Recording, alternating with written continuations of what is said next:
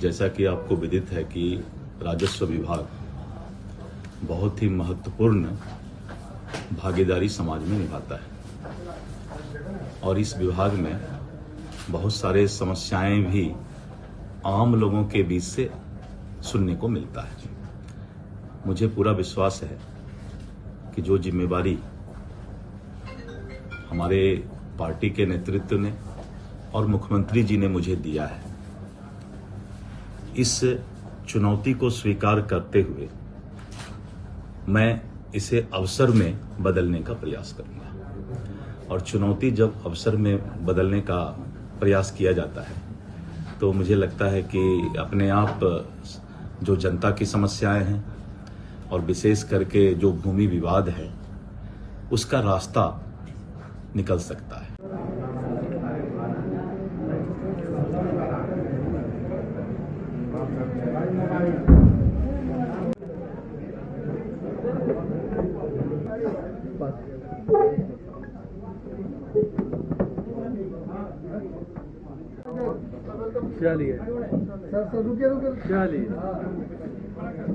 सात निश्चय 1 और 7 निश्चय 2 में माननीय नेता ने खास करके जब माननीय नेता प्रदेश की भागदौड़ संभालने का काम किए तो उन्होंने ग्रामीण सड़कों के सुदृढ़ीकरण पर विशेष बल दिया है और जिस तरह से शहरों के विकास के लिए योजनाओं का निर्माण किया गया है उसी तरह से ग्रामीण इलाकों को भी सबल बनाने के लिए और सशक्त बनाने के लिए उन्होंने योजनाओं का निर्माण किया है। चाहे वो सोलर लाइट हो, हर घर नली गली हो, चाहे वो नल जल योजना हो और ग्रामीण सड़कों को बारहमासी जो एकल संपर्क योजना से जोड़ने का काम हो। और अब एक इशू हम लोगों के साथ है कि सड़कों का निर्माण हुआ है, हम उन सड़कों को बारहमासी सड़क रखें, सड़कों का चौड़ीकरण हो और जो हमारे महादलित टोले छूट गए हैं, अति पिछड़ों का टोला जो हमारा छूट गया है, कहीं ना कहीं क्या होता है कि हमने एक टोलों को बनाया लेकिन वो है कि वो टोले का एक संपर्क तो हो गया लेकिन अति पिछड़ों का टोला थोड़ा दूर है और महादलित का टोला थोड़ा दूर होता है, उनकी कनेक्टिविटी नहीं हो पाई है। वैसे जगहों को चिन्हित करके और वैसे जगहों को आने वाले समय में कनेक्टिविटी देना ये प्रायोरिटी हम लोगों की रहेगी। और फर्दर क्योंकि ये पूरा प्रदेश माननीय नेता के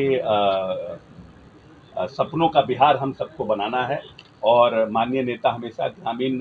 जो हमारा परिवेश का बिहार है उसको सशक्त करने के लिए प्रयासरत हैं। हम लोग भी अपनी भूमिका का उनके साथ निर्वहन करेंगे और उनका जो सपना है ग्रामीण इलाकों को सुदृढ़ करने का उसको पूरा करने का प्रयास करेंगे। हमने बार बार कहा है कि एनडीए के सीट शेयरिंग का मामला कहीं कोई परेशानी नहीं है।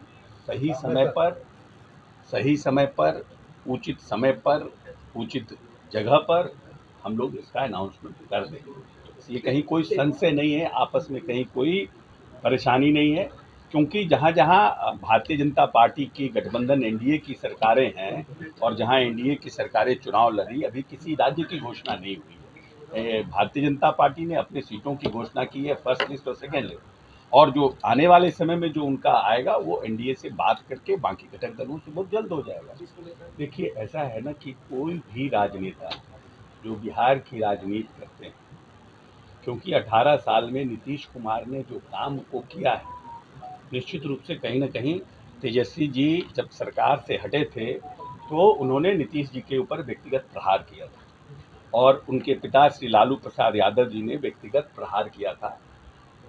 और व्यक्तिगत टिप्पणियां की थी। राजनीतिक जीवन में विचारों का मतभेद हो सकता है, हम कहीं जा सकते हैं, हम कहीं आ सकते हैं, लेकिन व्यक्तिगत टिप्पणियों से परहेज करना चाहिए। हमको लगता है तेजस्वी जी ने जरूर कोई सर्वे कराया होगा और सर्वे में ये पता चला होगा कि इस तरह की टिप्पणी करने से और नीतीश जी के प्रति आक्षेप करने से उनको नुकसान होगा, इसीलिए वो सॉफ्ट हो रहे हैं। शिक्षक भर्ती को लेकर के उन्होंने कहा कि माफिया राज को लेकर के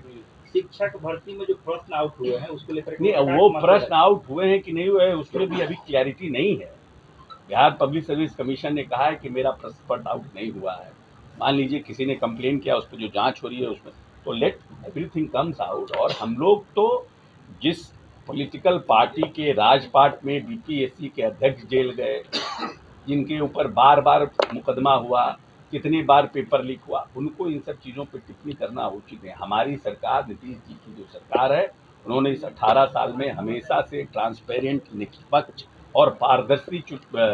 सिलेक्शन करने का काम किया। हमने पार्ट 1, पार्ट 2 जो टीचर बहाली की हुई है, उसमें भी हमने पारदर्शिता रखा है और पार्ट 3 में भी पूरी तरह से हम पारदर्शिता रखा है।